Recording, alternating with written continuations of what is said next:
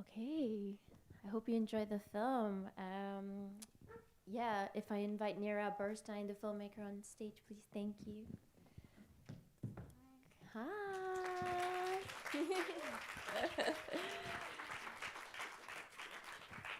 Thank you so much, Nira, for sharing something so intimate and beautiful, and for doing it with so much care as well. Maybe we'll start very simple. And why have you decided to film your family? Because also, just to let you know, this is Nira's director debut feature doc as well. So it's yeah. So how come you've kind of turned the cameras to your family, and why now? Um, well, I always thought my parents were pretty interesting. So and I happen to do a lot of personal work for people, and I thought if I find other people's families interesting, I probably would be interested in my own.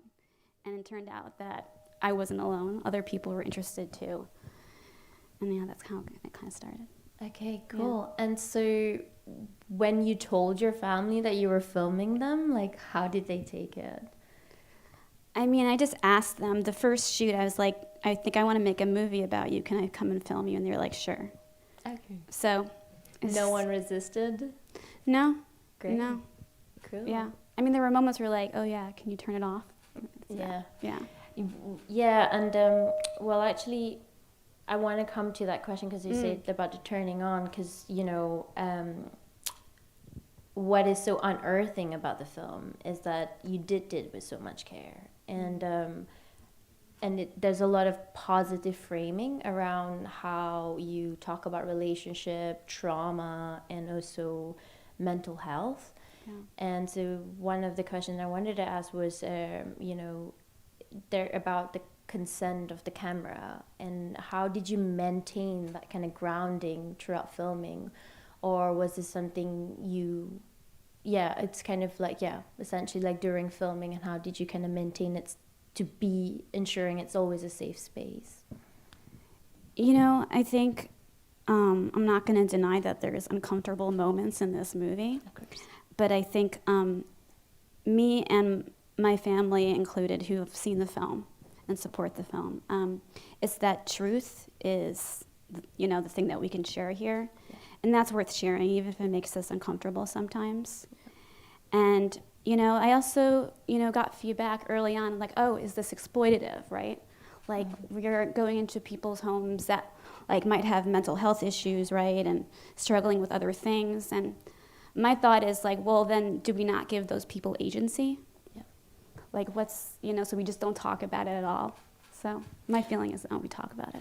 Yeah, I mean, that's the most beautiful part about it. I think it's sometimes the camera kind of can be also very intrusive. And I think the beautiful part about your film, and is something in the programming team, we were kind of, it had to be a competition film because of the non-judgmental element of it, It felt like you really made sure that you are so present in the film, but then also kind of the agency, again, as you were saying, was like really about the family, and individually as well. You really get to know everyone, even including Judy, who just kind of had like very small parts of that. And then I kind of also wanted to talk about the choice of the house play as a central figure. It played a huge role as a character.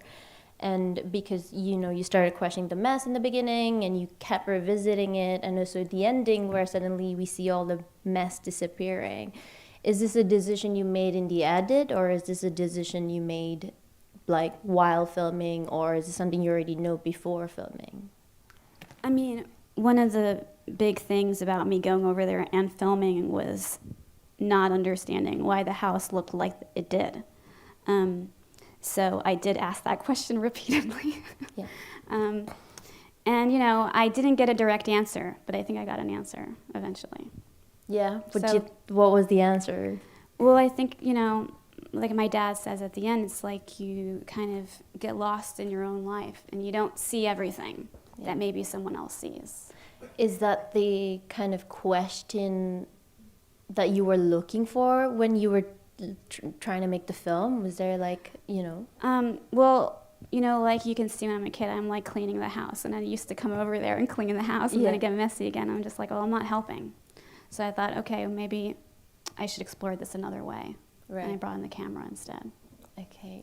Well, interesting, because again, like, because you brought up the camera, and the other question I had was this: the camera played a key role in reparenting your parents' inner child, is what I kind of picked up, and as a form of healing, of course. And you know, sorry, I'm reading my questions, so just making sure I frame it correctly. And the shaping of them within the film was always close to being childlike. So I was wondering if this was a conscious decision you made, or it was something that was unfolding as you're filming.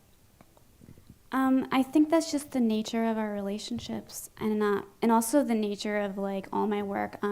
This is my first feature doc, but a lot of my narrative shorts explore very similar topics, and the idea of what it is to be an adult and what it is to be a child, and you know, when those roles reverse sometimes, like where do you end up, and like what does that mean to be a person, you know, what is growing up, you know?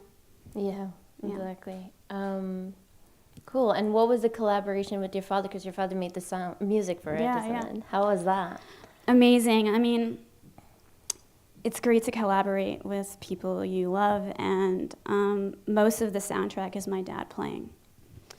And so it just happened naturally through the course of filming that he'd play and improvise, and we were able to use that as a soundtrack. All right, so you didn't make the decision before that you were going to have him make the music. It was something that was happening. Yeah, I mean, obviously I always knew he's musical, but making this film was like a 6-year process, so things kind of fall into place right, as you go along. Great. Yeah. And they've seen the film? Yes, they have. What was your thoughts? I mean, they love it, to be honest. You know, like I said, like there's some weird moments, but they respect that's how it happened. Yeah. It's the truth. That's brilliant.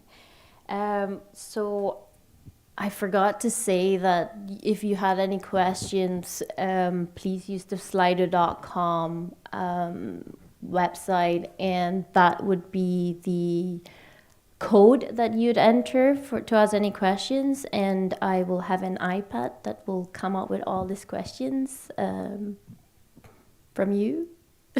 Yeah, great. So I come to you. Sorry.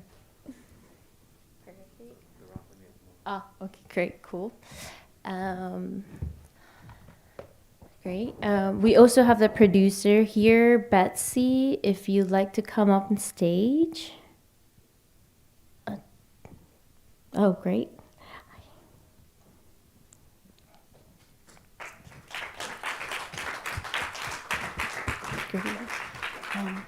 I think you stand there just because, like, COVID safety and whatnot. Great.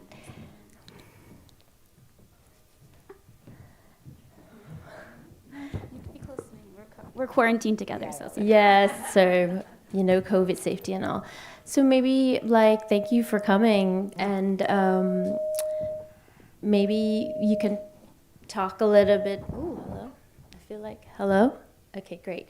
Maybe you can talk a little bit on how you got involved in the project. Because you, Betsy also produced Nira's films before. Yeah, cool.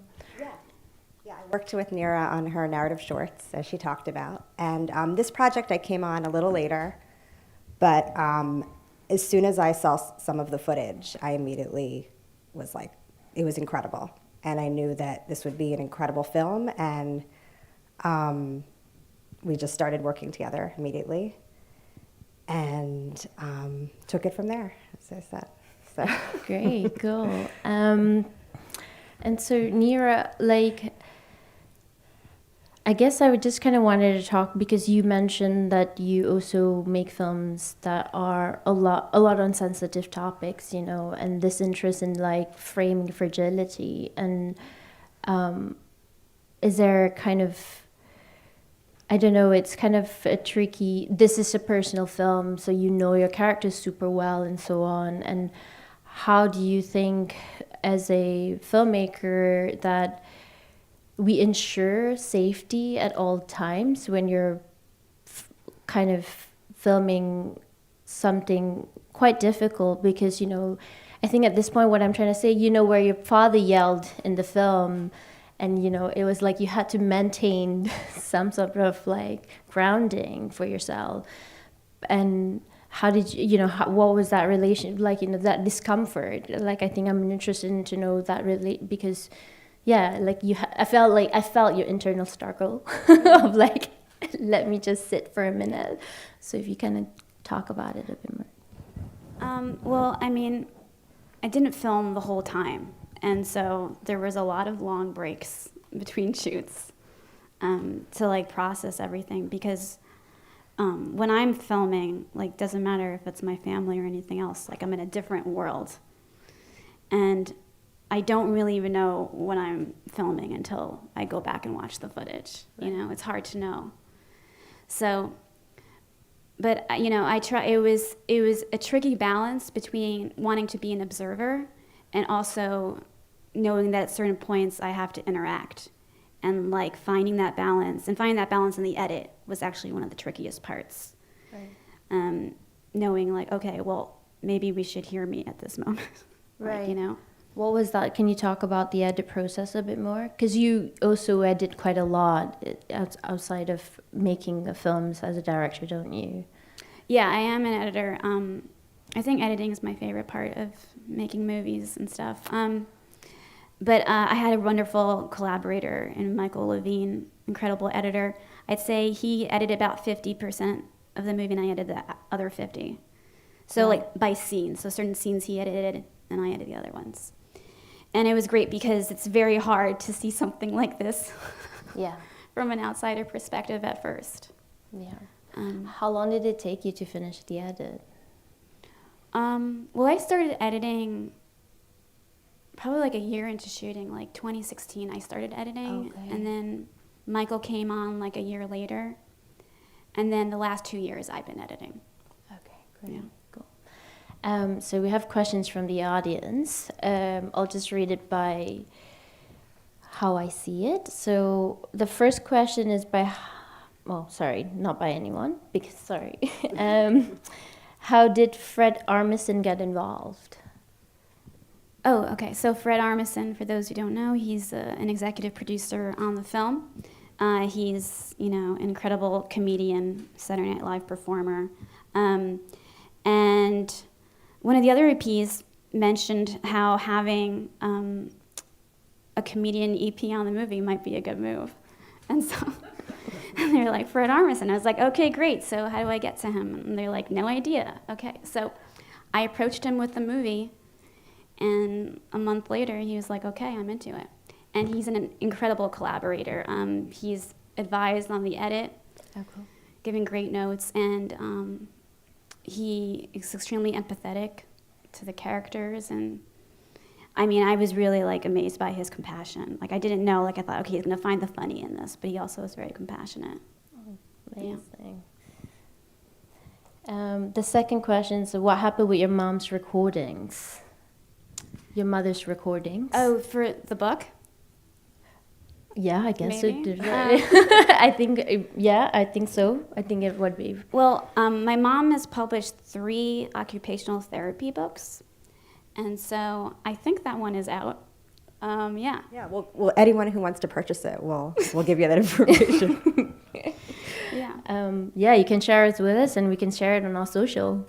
The third question is, how many hours of home footage of the family growing up did you have to edit from? Great film, by the way. Yeah, I mean, it's incredible what my dad shot. And that is another way, besides the music, I feel like we collaborated, because that was mostly my dad shooting that stuff. And, he didn't just shoot the birthdays, he shot some really, intense moments. But I think it was probably about 30, 40 hours, which in the world of documentary actually is not that much. Yeah. Yeah. But I think it really helps when you have the relationship to understand how to pick and what you want to show as well. Yeah. But also, when you started shooting, you weren't even thinking of using that old footage, right? No, you I discovered was like, that later. Okay. Yeah. So it was like in mid-edit you've made this decision? Yeah, like I was shooting for a while and I hadn't even watched the footage. I just knew it existed. And I was like, no, I'm going to make a straight verite documentary. But then I saw it and, it's just, there's some really compelling stuff in there. So I decided to Yeah, include I it. like the photographs as well, where it kind of felt like you revisit your family, your parents Yeah. as teenagers, like this kind of love affair that they had. It's really well playfully done. And I think it's really clever. The next question is, where are your parents living now? They've moved out of the house. Do they like where they are? Yes, they are out of the house. They're still in Queens, in an apartment. And, notwithstanding this year that we've all shared, Yes. I would definitely say that, they're in a better place. Sometimes you just have to move out and move on. So they did that. Great. How messy is the house now? It's really not as bad. They have a housekeeper. Really? So Okay. we made some changes. And so the next question is, congrats on a great piece of work. I noticed that you had an additional camera operator at times. Did that affect the intimate approach to shooting? That's a great question. Lisa Rinsler, who's an incredible DP in her own right, please check out her work. She was with me on a couple shoots, and we got some great moments there, so I'm really glad she was there. But overall, I did decide that it was more intimate for it just to be me. It changed the dynamic in the room to have like another person. Yeah. Mm. Were they like more open, or were they more performative? Sometimes that tend to happen, right? They were very open around Lisa. Some of that interview, like about schizophrenia, about near the end when it talks about people are different. That was all with Lisa. It was just different kinds of intimacy, I have to say. It wasn't like, oh, they were closed down. Okay. It was just different. Great. And the last question would be, I wanted to ask about the archive footage. Who filmed this over the years? You've already answered it. Was filming a big part of family life? Maybe that's... Honestly, I never even thought about it till I saw the footage. And being a filmmaker, I didn't even realize it was basically mostly my dad and then me was the other person shooting that stuff. And I had no idea I was doing that. And no idea at that time as a kid that I wanted to be a filmmaker either. So it's interesting to watch that stuff and know that's what I'm doing now. Yeah. Yeah. It was really ingrained in you without knowing. Yeah. So how do you feel now that actually I want to know, how did you feel before making the film, during the film, and after, now that you've kind of see it on the big screen as well? This is amazing. It's the world premiere. It's like, it's amazing to be in another place. We came from New York to be here for this. So, it's been an incredible journey making this movie, and I'm just really happy with the way it came out, And yeah, it's like, Has the dynamic of the family changed a little bit, or? Yeah, I do think that making this and sharing this with them, we've grown closer, actually, for sure. Because I think my parents, it's like, it's hard to see your parents as people and not as just your parents. And I think for maybe parents to see their kids not just as their kids. And I think this kind of gave us all like a little bit of space to wait to see each other differently. And I think that's been really nice to share that. Thank you for sharing with us Yeah. all. Thank you again, Nira and Betsy, for being here. And thank you all for being here today. And I hope you enjoy the rest of the festival. Have a good day.